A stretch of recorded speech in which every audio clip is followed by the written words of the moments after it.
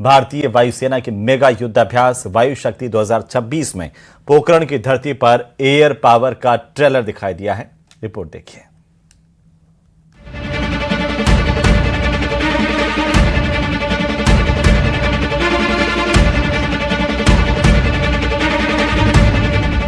पोखरण का रण, गूंज उठा आसमान।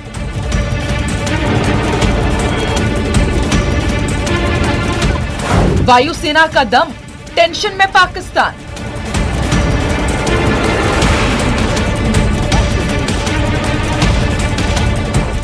वायु शक्ति में ट्रेलर, दुश्मन गए डर। बॉर्डर पर गिरे बम, पाकिस्तान का निकला दम।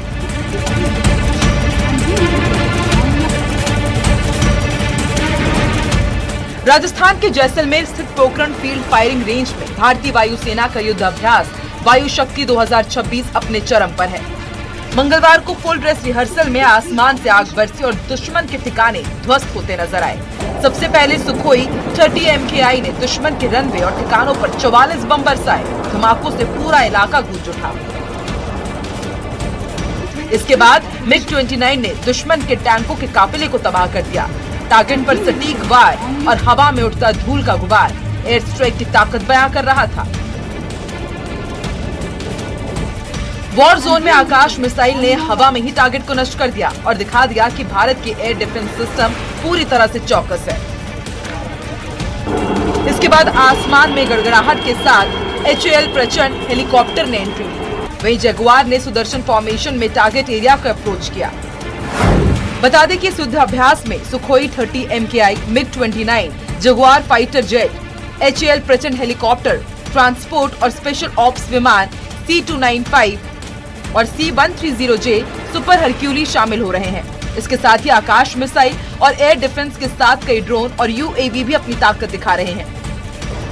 इस बार की सबसे बड़ी खासियत है पहली बार आधुनिक ट्रांसपोर्ट विमान C-295 की नाइट असॉल्ट लैंडिंग। इसके साथ ही C-130J सुपर हरक्यूलिस विमान भारतीय वायुसेना के विशेष दस्ते गरुड़ कमांडो को सीधे वॉर जोन में उतारता है। तेज, सटीक और निर्णायक कार्रवाई का ये रिहर्सल असली युद्ध जैसी परिस्थितियों में किया जा रहा है। मंगलवार को फुल ड्रेस रिहर्सल हुई और मुख्य कार्यक्रम 27 फरवरी को होगा, जिसमें राष्ट्रपति द्रौपदी मुर्मू मुख्य अतिथि होंगी। इसके साथ ही रक्षा मंत्री राजनाथ सिंह और राजस्थान के CM भजनलाल शर्मा भी मौजूद रहेंगे। न्यूज़ 18 के लिए जैसलमेर से सावलदान की रिपोर्ट।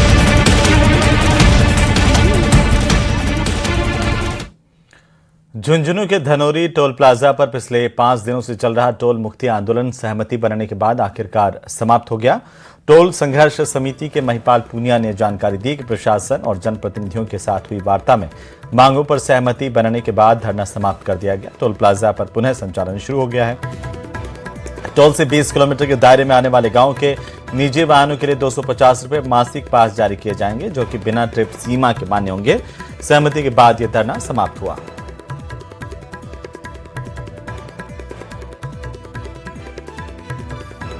टोल संघर्ष समिति धनोरी के आह्वान पर 5 दिनों से चला आ रहा धरना सफलतापूर्वक आज समाप्त किया गया है। सभी मांगों पे सहमति बन गई है। ये मलसीसर क्षेत्र और धनोरी क्षेत्र के किसानों की एक बहुत बड़ी जीत है। इस क्षेत्र की जनता ने 5 दिन तक आकर जिस प्रकार से टोल संघर्ष समिति धनोरी के आह्वान पर चले आ रहे धरने में बड़ी संख्या में भागीदारी दी और जो जन आक्रोश जिस हिसाब से पैदा हुआ उससे मजबूर होकर आज प्रशासन को टोल संघर्ष समिति धनोरी की सारी मांगे। उधर भ्रष्टाचार के खिलाफ एसीबी का एक्शन मोड जारी है। सवाई माधोपुर में ब्लॉक विकास अधिकारी को 1 लाख रुपए की रिश्वत लेते हुए रंगे हाथों पकड़ा गया है। तो वहीं कोटपुतली के बांसुर इलाके में एक पटवारी को 15,000 रुपए की घूस लेते गिरफ्तार किया गया। 2 अलग अलग जिलों में हुई इन ट्रैप की कार्रवाइयों ने सरकारी महकमों में हड़कंप मचा दिया। रिपोर्ट देखिए।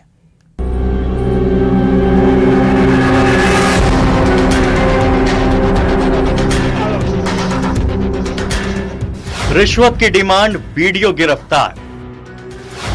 रिश्वत का जाल, शिकंजे में अफसर। एसीबी का एक्शन, मचा हड़कंप। सवाई माधोपुर में एसीबी ने बड़ी कार्रवाई को अंजाम दिया। टीम ने ब्लॉक विकास अधिकारी जगदीश प्रसाद मीणा को 1 लाख रुपए की रिश्वत लेते रंगे हाथों पकड़ा। शिकायत में बताया गया था कि बीडीओ और अतिरिक्त प्रभार जिला परियोजना प्रबंधक के रूप में कार्यरत अधिकारी परिवादी और उसके 2 साथियों से 1-1 लाख रुपए की मांग कर रहा था।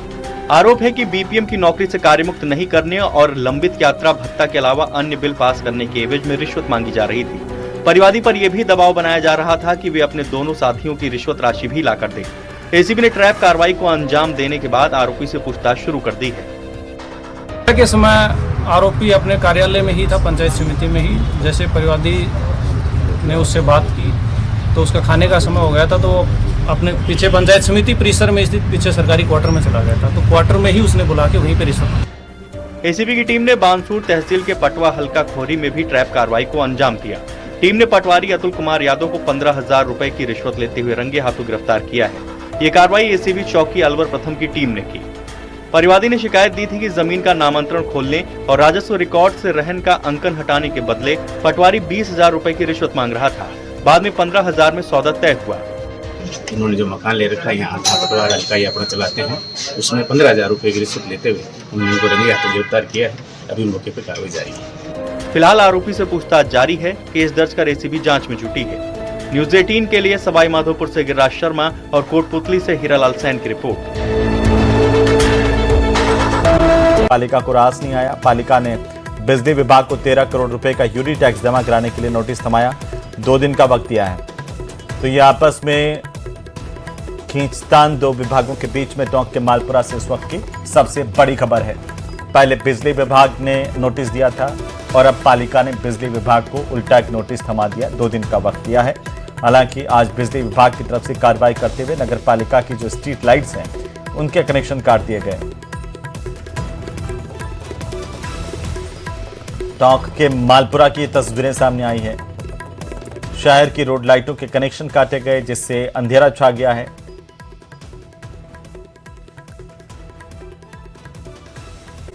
दोगुना से ज्यादा विस्फोटक सामग्री भरी मिली है। इतना ही नहीं, फायर सेफ्टी के इंतजाम भी यहां पर नदारद पाए गए।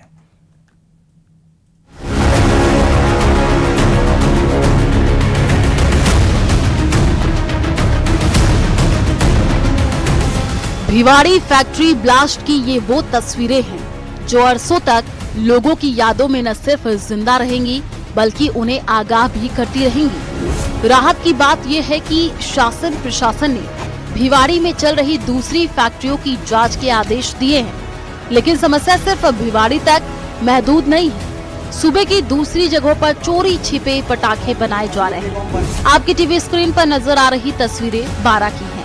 बारा शहर में लोगों की शिकायत पर अटरू रोड स्थित मंडोला इलाके में चल रही अवैध फैक्ट्री का खुलासा। अवैध पटाखा फैक्ट्री के साथ प्रशासन ने 3 गोदाम 2 दुकान को सीज किया। गोदाम से करीब 40 करोड़ रुपए कीमत की अवैध विस्फोटक जब्त। प्रारंभिक जांच में सामने आया है कि पटाखा गोदाम को सिर्फ पटाखे की अनुमति थी, बावजूद इसके यहाँ बड़े पैमाने पर अवैध रूप से पटाखे बनाए जा रहे थे।